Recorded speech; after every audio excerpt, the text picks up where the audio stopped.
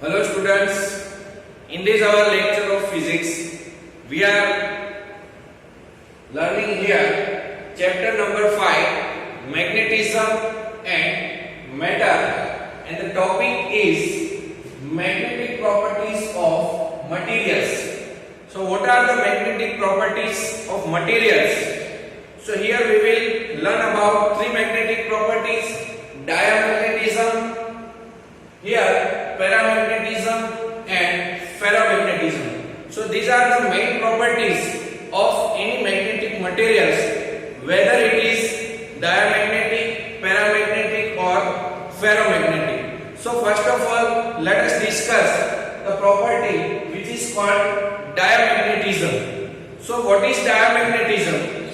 So here the diamagnetic material have the tendency to move from stronger to the weaker part of magnetic field.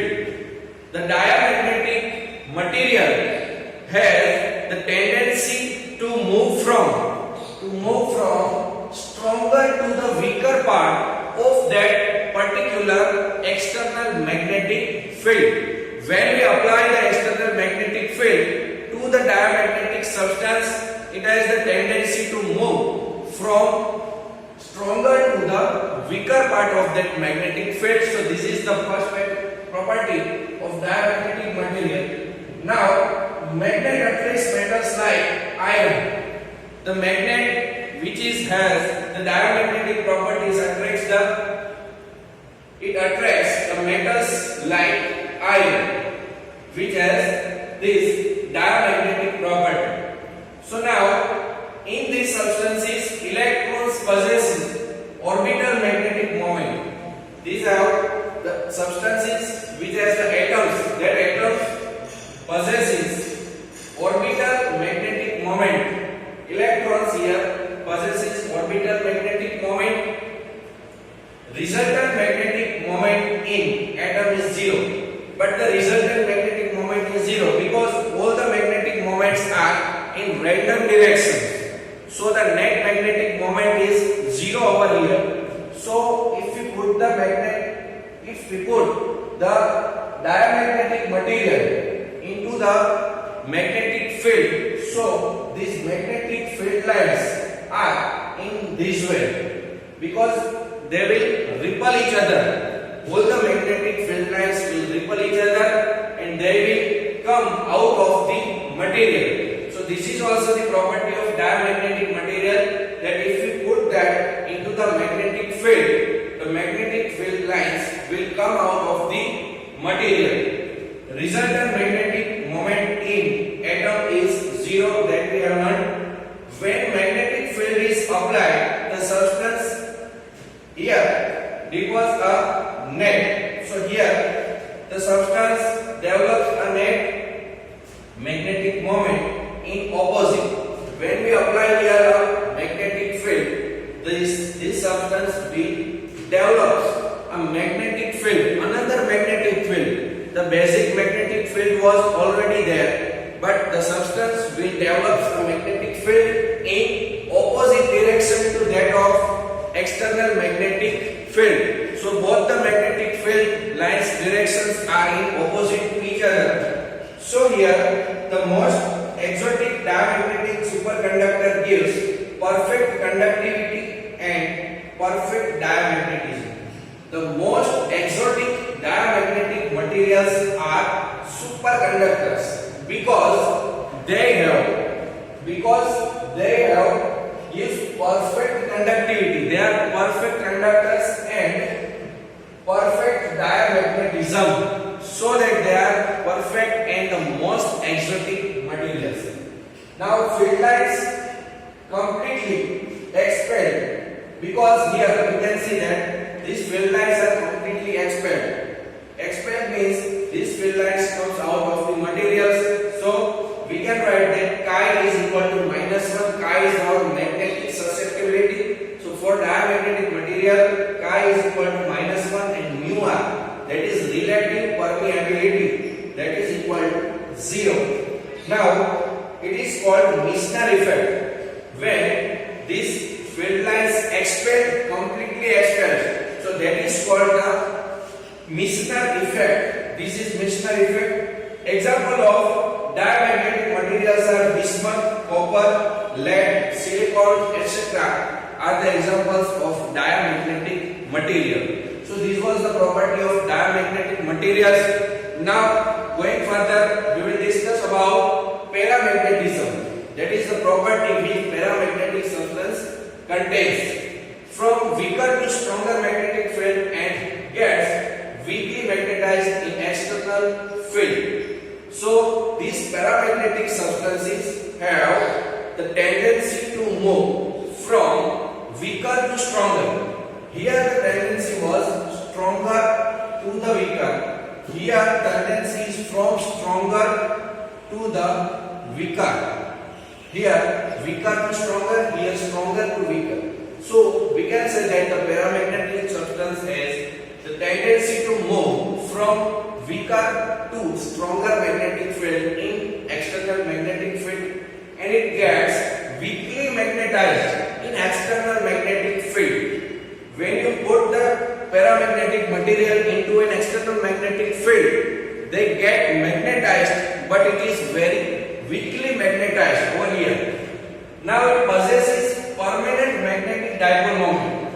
These diamagnetic substances doesn't have the permanent magnetic moment, but here the paramagnetic materials consist of permanent magnetic moment. Here no net magnetization is seen. Here the molecules or atoms are arranged in such a way that the net magnetic moment or the net magnetization is zero. So we can say no net magnetization is seen in these paramagnetic materials. At low temperature, dipole moment can be made aligned. How can we get magnetization? Because net magnetization is seen zero over here. So if we want to get the magnetization, so we have to get the low temperature. At low temperature, dipole moments can be made aligned. In normal conditions, the dipole moments, the direction of dipole moments are random. So if we make them aligned, then we have to lower the temperature. So we can make align the direction of that magnetic moment. Now field lines get concentrated inside the material. Here we have seen that the magnetic field lines are expelled, but here the magnetic field lines are concentrated. Now field lines get concentrated inside the material. So this is the property of a paramagnetic material. We can say that magnetization is inversely proportional to the temperature. So here we can say that M is inversely proportional to 1 upon T, or we can say M is directly proportional to 1 upon T, or we can say M is inversely proportional to the T, where T is the absolute temperature. Here the constant are C and B0. C is Curie's constant. So this is called the Curie's law. If we make M equal to C into B0 by T, then we get chi equal to C into mu 0 upon T. This equation is called Curie's law in the name of Curie. Pierre Curie was the name of scientist. Here after saturation, so here if we want to get the saturation, we know that in a common conditions the paramagnetic materials has no net magnetization. So if we want to get the magnetization in these paramagnetic materials, we have to lower the temperature or increase the current of the solenoid. Now, so if we want to increase the intensity of magnetic dipole moment, so we have to lower the temperature. So here we can say that as we decrease the temperature, the magnetic materials will get magnetized more and more. But the one time will come that this magnetization will be saturated. Then no further magnetization is possible. So after saturation, Curie's law is no longer valid. When you get the saturation condition, then after the law is not valid longer. Example of these paramagnetic materials are aluminium, sodium, calcium and oxygen F, STP, that is called standard temperature and pressure.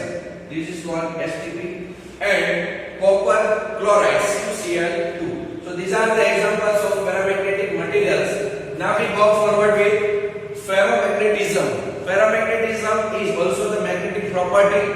So let us see that ferromagnetic materials gets strongly magnetized in external magnetic field. They have the tendency to be moved from weaker to the stronger magnetic field. Here also the tendency of weaker to stronger. But the difference is these ferromagnetic materials gets heavily magnetized, and these paramagnetic materials are magnetized but they weakly magnetized, and here the substances are highly or heavily magnetized. So we can say get strongly magnetized. Ferromagnetic materials are strongly magnetized, and here the paramagnetic materials are weakly magnetized.